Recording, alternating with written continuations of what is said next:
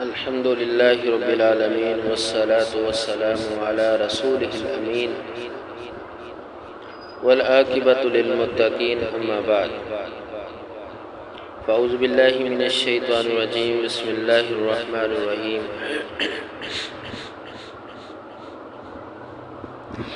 جس طرح پچھلے سبق میں شرک کی مذمت پر چند آیات میں نے آپ کے سامنے بیان کی تھی کہ جن میں رب العالمین نے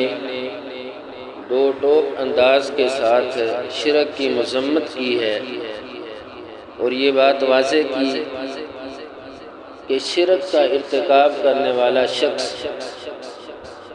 اپنے نیک اعمال زمین و آسمان کے خلا کے برابر بھی لے کے آئے تو وہ ضائع ہو جائیں گے، ان کا کوئی فائدہ نہیں ہوگا۔ تو اللہ تبارک و تعالیٰ نے قرآن مجید میں بے شمار آیات شرک کی مذمت پر بیان کی ہیں، جس طرح سورہ مائدہ کی 72 نمبر آیت اللہ تعالیٰ نے بیان فرمایا اِنَّهُ مَن يُشْرِكْ بِاللَّهِ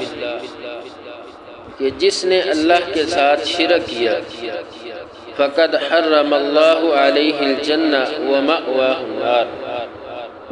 اس پر اللہ نے جنت کو حرام کر دیا، وَمَأْوَاهُ النَّارُ اور اس کا ٹھکانہ جہنم ہے۔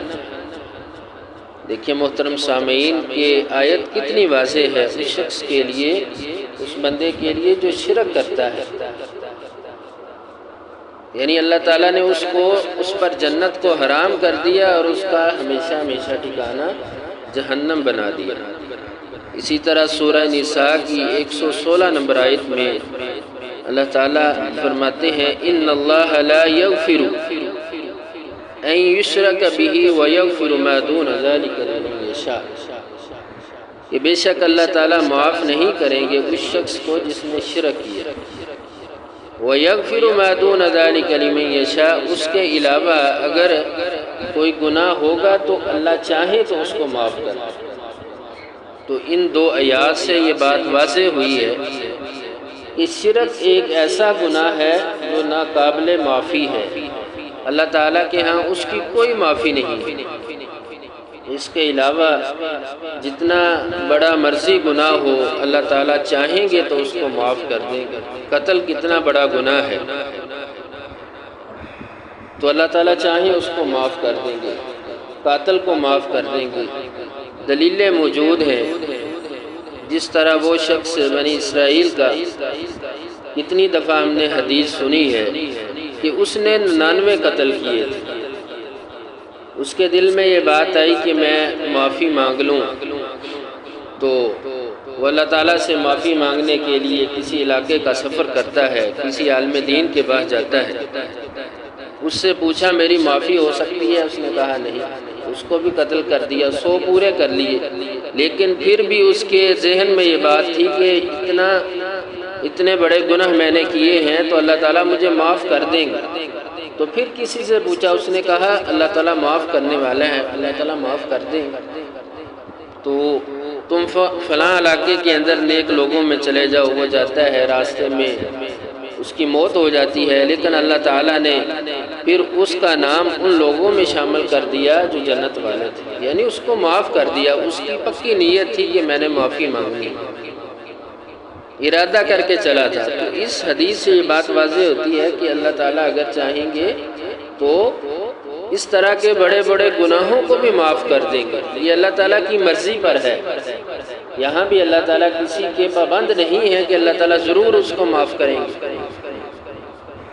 لیکن شرک کے بارے میں اللہ تعالیٰ نے دو ٹوک بات کی ہے کہ یہ گناہ ناقابل معافی ہے، اس کی کوئی معافی نہیں ہے۔ سورہ توبہ کی 113 نمبر آیت، اس آیت کے بعد کوئی بھی ایسی چیز بندے کے ذہن میں باقی نہیں رہتی کہ شاید اللہ تعالیٰ مجھے معاف کر دے اس بندے کو جو شرک کرنے والا ہے۔ اللہ تعالیٰ کا ارشاد ہے مَا كَانَ لِلنَّبِيِّ وَالَّذِينَ آمَنُوا کہ اے نبی اور وہ لوگ جو ایمان لائے ہو، ان یستغفروا للمشرکین، کہ تمہارے لیے جائز نہیں ہے کہ تم مشرک کے لیے دعائے مغفرت کرو، یعنی وہ شخص جو حالت شرک کے اندر مر گیا، اس کو توبہ کی توفیق نہیں ہوئی۔ ایک شخص وہ ہے، اور اٹھ کے بیٹھ،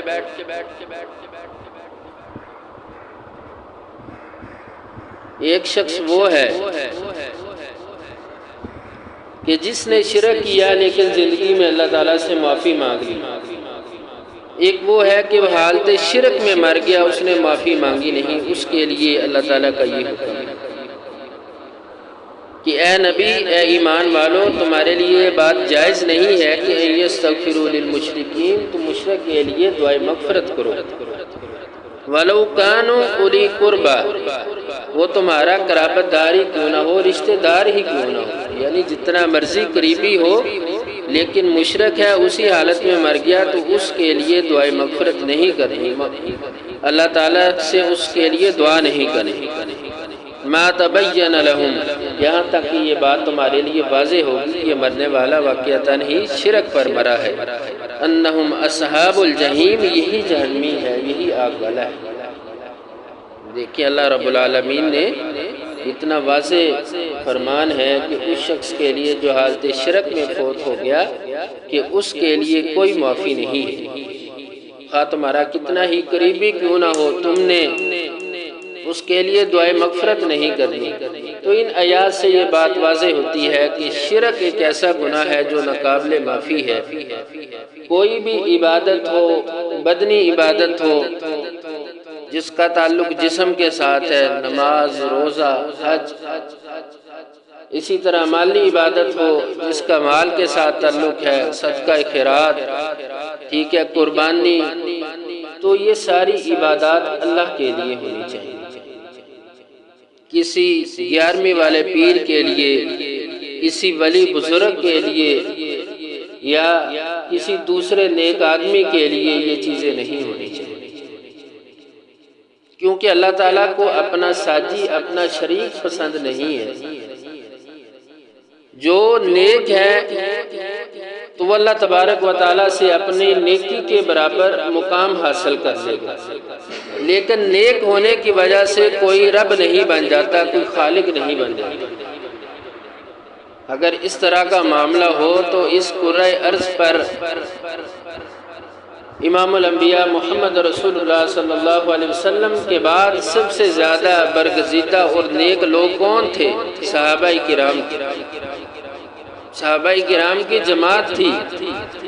لیکن ان کو بھی پکارنا، ان سے بھی مدد مانگنا، ان کے لیے بھی کوئی عبادت کرنا جائز نہیں ہے۔ تو پھر اس کے بعد جتنے بھی نیک لوگ آئے تو وہ صحابہ کرام کے برابر نہیں ہو سکتے۔ رسول اللہ صلی اللہ علیہ وسلم کا فرمان ہے کہ میرا صحابی ایک مد اللہ کے راستے میں خرچ کرتا ہے اور تم ایک احد پہاڑ کے برابر سونا اللہ کے راستے میں خرچ کر دو۔ سونا آج کل 4 لاکھ کے برابر ہے، ایک تولے، یعنی ایک پہاڑ کے برابر بھی خرچ کر دو تو تم پھر بھی ثواب میں میرے صحابہ کے برابر نہیں پہنچ سکتے۔ تو اس حدیث سے کیا بات واضح ہوتی ہے کہ صحابہ کرام اللہ کے کتنے برگزیدہ لوگ تھے، تو ان کے لیے بھی عبادت نہیں ہے، ان سے بھی مدد نہیں مانگنی۔ تو اس سے واضح ہوتا ہے کہ عبادت صرف اللہ تعالیٰ کی ذات کے لیے، شرک نہیں۔ اگر شرک اعمال کے اندر آ گیا، جتنے مرضی اعمال ہوئے اللہ تعالیٰ ان کو ضائع کر دے۔ تو اللہ تبارک و تعالیٰ سے دعا ہے کہ اللہ تعالیٰ جب تک زندہ رکھے، ایمان پر رکھے، عقیدہ توحید پر زندہ رکھے، موت آئے عقیدہ توحید پر آئے، کیونکہ عقیدہ توحید ہی بندے کی نجات کا ضامن ہے۔ وآخر دعوانا ان الحمدللہ۔